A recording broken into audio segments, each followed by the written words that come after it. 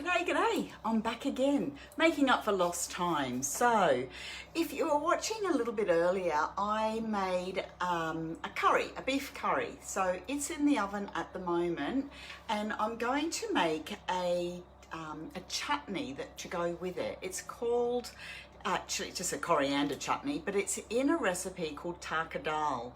So I'm going to spin you around to show you that in a second. Hi Pamela, I'm back again.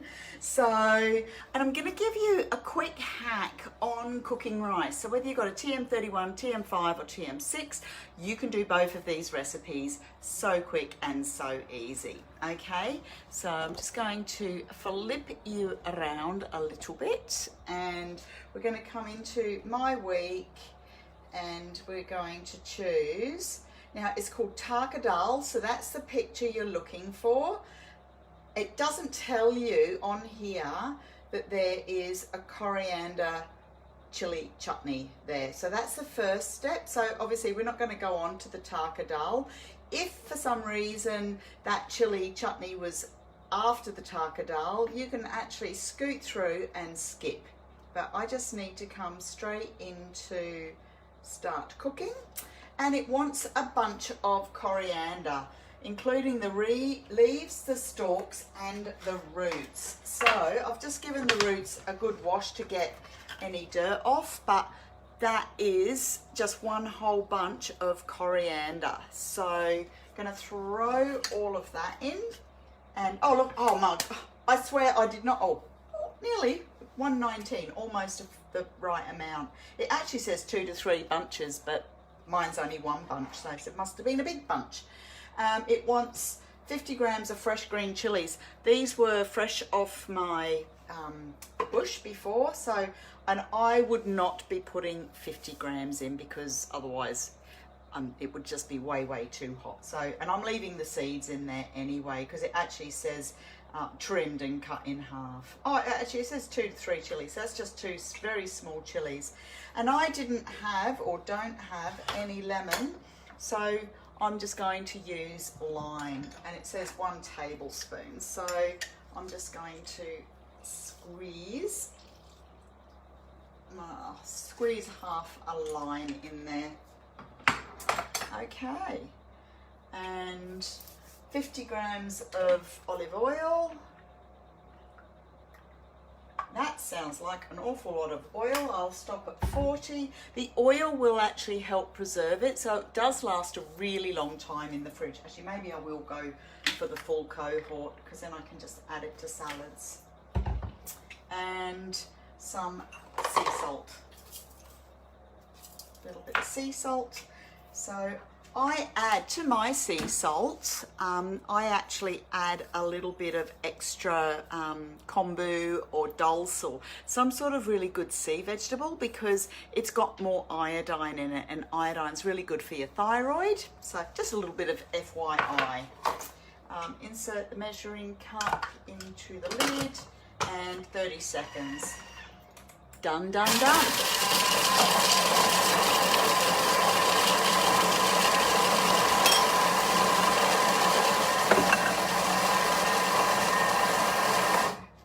That's only 10 seconds, but let me have a look and see. Yeah. So because it's got the roots and everything, I think it needs a little squidge down to make sure that we get all those roots pushed up. This is great if ever you do an Indian banquet, is to have this on the side. It goes beautifully with a dal, but I'm just going to add it on top of my curry because I've made my curry quite mild. I'll get it out and show it to you in a second.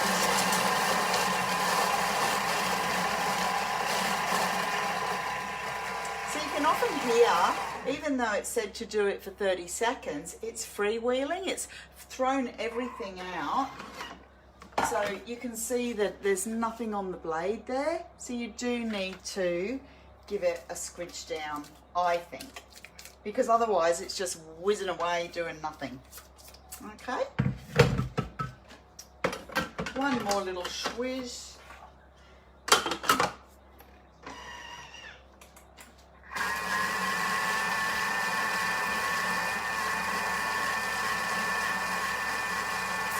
this time I've gone a little bit slower, because if you go straight out to the higher speed, it throws everything out to the edges. So this time I just went to speed 4. Okay, so that's my chutney done. Then I'm going to, this is one of my hacks for rice. Now, there are several ways of cooking rice with a Thermomix. Number 1 is the old traditional way, is with your simmering basket, and that's the way I'm going to do it today. The reason I'm doing it that way is I forgot to wash my rice. Sorry, I didn't forget I washed my rice before I weighed it, and I was like, oh, it becomes a bit more of a guessing game. If you've got a TM6, always weigh your rice. If you're using basmati rice or jasmine rice, you just need 1 part rice, 2 parts water, but you must weigh your dry rice first. Now, I'm going to leave my bowl dirty, because then those flavours will infuse through the rice. And my other top tip, I just boiled my kettle before, so I'm going to, I might actually just quickly weigh it. Go home, put the scales on, and I want about 800 grams to a litre of water. So, or a whole kettle full. Perfect. You know, I've talked about cleaning your Thermomix bowl with citric acid. Citric acid is fantastic for cleaning your kettle as well, especially if you've got one of these glass ones and you can see all the scale build up. A tablespoon of citric acid, put your kettle on, and it cleans it off just like that. So you don't have to worry about getting all that horrible sediment at the bottom. So I've put my water into there. I do like to add a little squidge of oil to my rice. I've sort of started doing that since I've done the absorption method with the TM6. And I'll talk about that again in a moment. So then, now I've talked about doing this on a live many times before whenever I've done rice.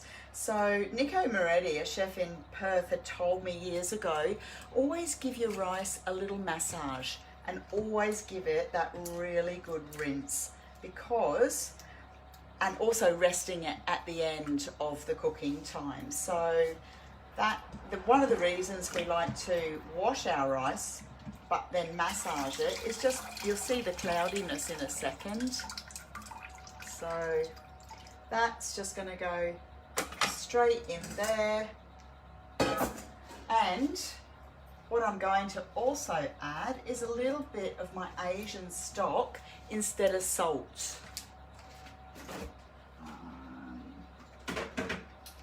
So whether you use your Asian stock or your veggie stock or chicken stock, I always use my stock instead of salt, because you're going to get much nicer flavour through your rice. And I'm just going to add that in the basket just like that.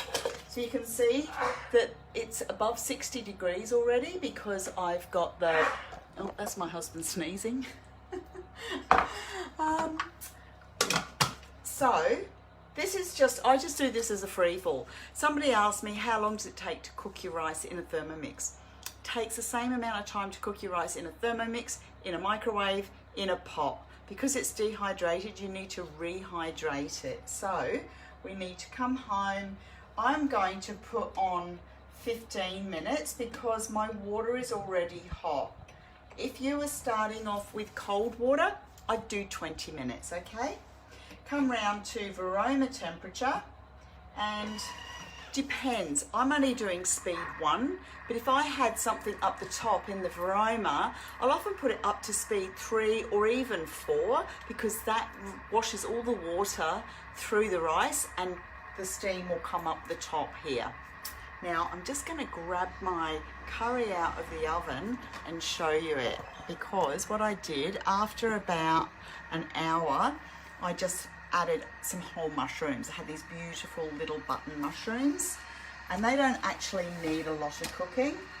So, and that's the colour of the water. It's really murky, so always give your rice a good wash, except a Boreo. A Boreo does not need to be washed. Where's my gloves?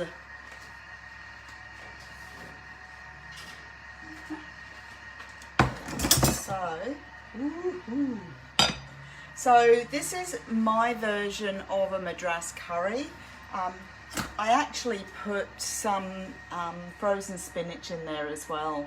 So, if you could smell it. If only we had smell-o-vision. Let's put that one out there. That might come one day. Hey. So that's my dinner almost ready. 15 minutes. Rice will be done. Got the curry done. I've got my chutney done, and my mouth's watering already just with these beautiful smells. So have a fabulous rest of your evening, and I'll see you all tomorrow. Take care now. Bye.